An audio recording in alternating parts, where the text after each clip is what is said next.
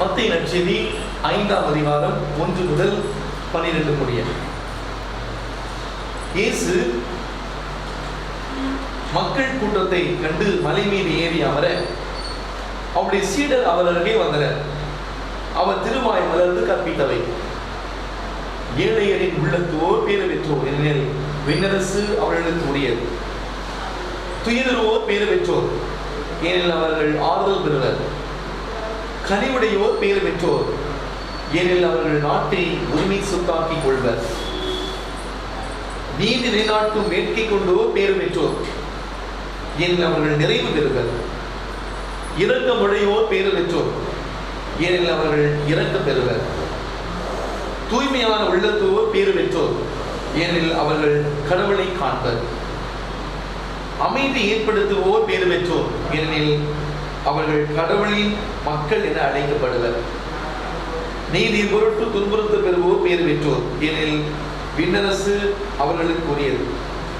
என் பொருட்டு மக்கள் உங்களை இகழ்ந்து இல்லாதது பொல்லாதது எல்லாம் சொல்லும்போது நீங்கள் பேறு பெற்றவர்களே, மகிழ்ந்து பேறு வகை கொள்ளுங்கள், எனில் விண்ணுலகில் உங்களுக்கு கிடைக்கும் கைமாறு மிகுதியாகும். இவ்வாறே உங்களுக்கு முன்னிருந்த இறைவாக்கினர்களும் அவர்கள் துன்புறுத்தினார்கள். இது கிறிஸ்து நமக்கு வழங்கும் வாழ்வுதல் நற்செய்தி. கிறிஸ்துவே உமக்கு புகழ்.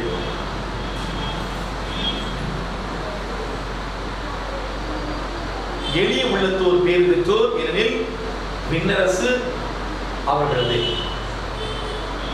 ஒரு ஊருடைய பெயர் கொடையாளிப்பட்டி.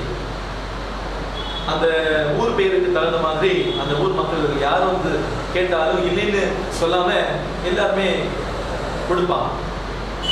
கடனாகவும் பணம் கொடுப்பாங்க. யாருக்காவது பணம் தேவைன்னா அந்த ஊருக்கு போய் வாங்கிடலாம். பத்திரம், சாட்சி, ஜாமீன் எதுவுமே தேவையில்லை. நம்ம ஆள் ஒருத்தருக்கு பணம் தேவைப்பட்டது. அந்த ஊரை பற்றி கேள்விப்பட்டு பணம் கடனா பண்ணலான்னு போனான். வயக்காடு வழியா போக வேண்டியிருந்தது. ஊர் எல்லைக்கிட்ட வந்தப்ப விவசாய வேலைகள் மும்முரமா நடந்துகிட்டு இருக்கிறத நான் பார்க்கலாம். அப்ப அங்க ஒரு ஆளை பாம்பு கடிச்சிச்சு. வேலை பார்த்துட்டு இருந்தவங்க எல்லாம் ஓடி வந்தாங்க. என்னென்னவோ செஞ்சு பார்த்தாங்க. அந்த ஆளு செத்து போயிட்டான். அவன் செத்துட்டான்னு தெரிஞ்சதும் தூக்கி வர்றப்ப மேலே போட்டுட்டு அவங்கவுங்க வேலையை கவனிக்க ஆரம்பிச்சிட்டாங்க. இவருக்கு ஒரே ஆச்சரியம், என்னடா அதுன்னு செத்துட்ட பிறகு கூட போட்டுட்டு வேலையை பார்க்குறாங்கன்னு நினச்சிக்கிட்டே அவன் ஊருக்குள்ள வந்து ஒரு பெரிய மனுஷனை பார்த்து பணம் வாங்கிட்டா. இவனோட பேரையும் ஊரையும் மட்டும் கேட்டுட்டு பணம் கொடுத்துட்டார். வாங்கினவன் மனசு கேட்காம, ஏன் வழியில் எப்படி நடந்துச்சு, ஏன் அப்படி செஞ்சான்னு கேட்குறான்.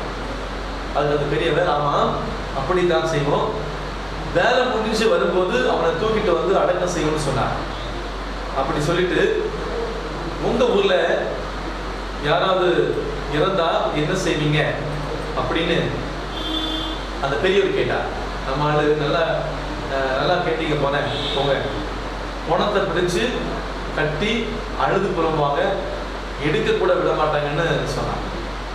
அந்த பெரியவர் அவங்ககிட்ட கொடுத்த பணத்தை நம்மளும் பறிச்சுட்டார். இவன் பதறிட்டான். பெரியவர் சொன்னாரு, பிணத்தையும் கட்டி பிடிச்சு அழுதா, நான் கொடுத்த பணத்தை மட்டும் எப்படி திருப்பி கொடுக்க போறேன், போயிட்டு வான்னு வேண்டினார். அன்புக்குள்ளே இந்த கதை வந்து வேடிக்கையாக இருந்தாலும் கூட இதுல ஒரு ஆழமான கருத்து இருக்கிறது. நாம் பணம் பிணம் எதையும் ஈஸியாக விடுவதில்லை, பற்றி பிடித்துக் கொண்டிருக்கிறோம். நாம் வாழக்கூடிய இந்த உலகம் நிலையற்ற உலகம். இந்த உலகத்துல நாம் வந்து அதிகமாக பணத்துக்கு முக்கியத்துவம் கொடுக்கணும். பணம் இந்த வாழக்கூடிய ஒரு வாழ்க்கை சூழல். பணம் இருந்தால் எதையும் சாதிக்கலாம், பணம் இருந்தால் எதையும் செய்யலாம் என்று நினைக்கக்கூடிய ஒரு நிலை எல்லாருடைய மனதில் வந்துவிட்டது. அன்புக்குரியவர்களே, நம்முடைய வாழ்வு ஒரு பயணம் போறது. கடவுள் கொடுத்த கொடைதான் நம்முடைய வாழ்வு என்றாலும் ஒரு திரியாத்திரை போலதான் நாம் வாழ அனுமதிக்கப்பட்டிருக்கலாம். நிலையில்லா உலகு, நிஜமில்லா உறவு, நிலையான ஒன்றுமில்லை என்ற பாடலை நம்ம அடிக்கடி பாடுவோம். ஆனால் இதுதான் நிரந்தரம் என்ற எண்ணத்தோடு எத்தனை ஆசைகள், கனவுகள், கோட்டை கட்டி நாம் வாழ்ந்து கொண்டிருக்கிறோம். இங்கே நற்செய்தியிலே இயேசு ஆண்டவர் இந்த உலக வாழ்வு எதற்காக கொடுக்கப்பட்டிருக்கிறது என்பதை ஒரு மிக தெளிவாக சொல்கிறார். மலை பொழிவு என்று சொல்லப்படும் இந்த நற்செய்தி நாம் எப்படி வாழ வேண்டும், நாம் எவ்வாறு வாழ்ந்தால் அந்த நிலை வாழ்வை நாம் சுத்தமாக்க முடியும், அந்த நிலை வாழ்வை நாம் பெற்றுக்கொள்ள முடியும் என்பதையும், அந்த விண்ணகமே நம்முடைய தாய் வீடு என்பதையும் தெளிவாக சொல்கிறது. விண்ணக வாழ்வை நமதாக்கிக் கொள்ள வேண்டும் என்றால் அது பணம், பொருள், பெயர், புகழ், வெற்றி, சாதனைகளால் நிச்சயமாக சாத்தியமில்லை. மாறாக எளிய உள்ளம், கருணை மனம், உதவக்கூடிய குணம், தூய உள்ளம், நீதி, நியாயத்தின்பால் தாகம் கொண்டிருத்தல், சமாதானத்தை விரும்புவது மற்றும் அனைத்திற்கு மேலாக கடவுளுக்காக துன்பங்களை ஏற்கவும் தயாராக இருத்தல் போன்ற குணங்களை கொண்டவர்கள் மட்டுமே அந்த இறையரசை, விண்ணக வாழ்வை தமதாக்கிக் கொள்ள முடியும் என்று நம் ஆண்டவர் இயேசு கிறிஸ்து இந்திய இறை வார்த்தை வழியாக மிக அழகாக சொல்கிறார். அண்ணல் மகாத்மா காந்தியின் வாழ்விலே ஒரு பெரிய தாகத்தை ஏற்படுத்தியது இயேசுவின் மலைப்பொழிவு. இந்த ஆண்டை நம்முடைய திருத்தந்தை இறை இரக்கத்தின் ஆண்டாக அறிவித்திருக்கிறார். இன்றைய முதல் வாசகத்திலே இறைவாக்கினர் எலியாவுக்கு காகங்கள் உணவு கொண்டு கொடுத்ததை வாசிக்கின்றார்.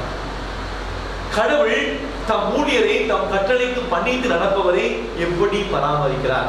அதாவது கடவுளுக்கு கீழ்ப்படிந்து கடவுளுடைய வழியிலே ஆண்டவருடைய திருவுள்ளத்திற்கு நம்மை பணிந்து வாழ்கிற பொழுது, நடக்கிற பொழுது இறைவன் எப்படி அந்த துன்ப வேலையிலும் வழி நடத்துகிறார் என்பதை தான் இன்றைய முதல் வாசகத்தில் வாசிக்கிறோம். நாம் நம்முடைய வாழ்க்கையை சீர்தூக்கி பார்ப்போம்.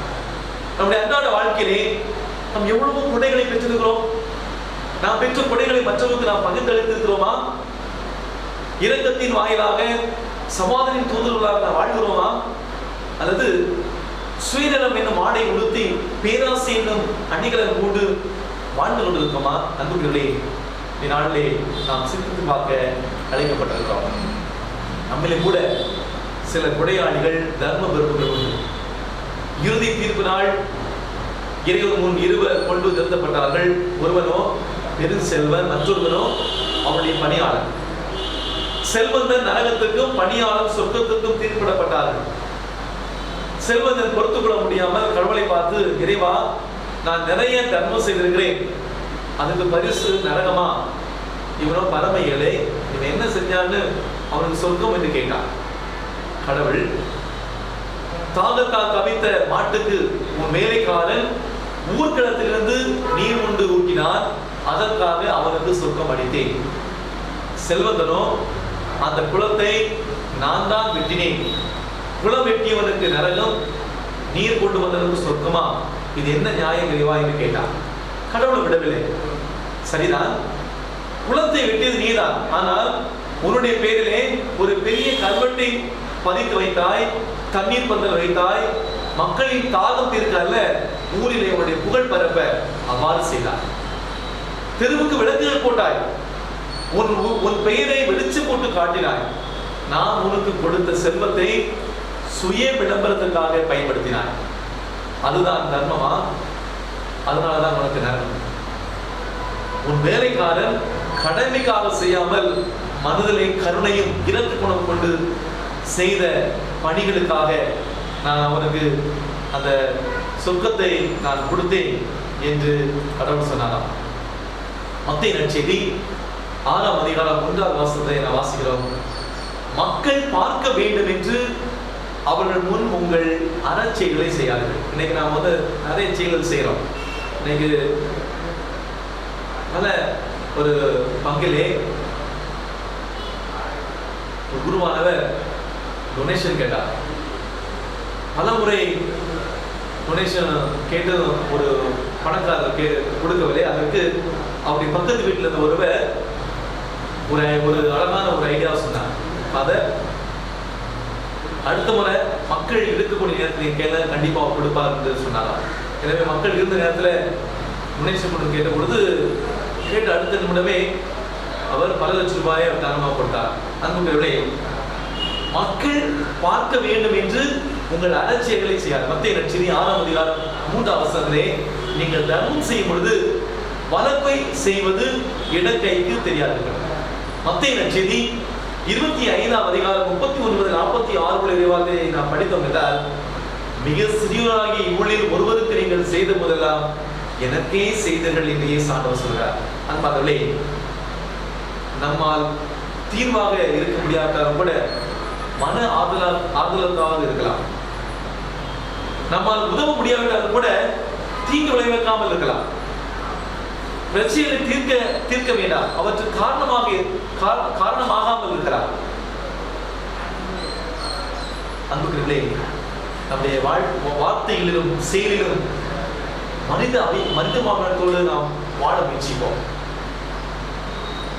இது சிறப்பாக நாம் ஜெபிக்கிற பொழுது, மனித நேயத்தோடு நாம் வாழ்கிற பொழுது, அந்த விண்ணரசையும் பெறக்கூடிய அந்த பாக்கியத்தை பெற்றுக்கொள்வோம் என்ற நம்பிக்கையோடு தொடர்ந்து நாம் சிறப்பாக ஜெபிக்கலாமா?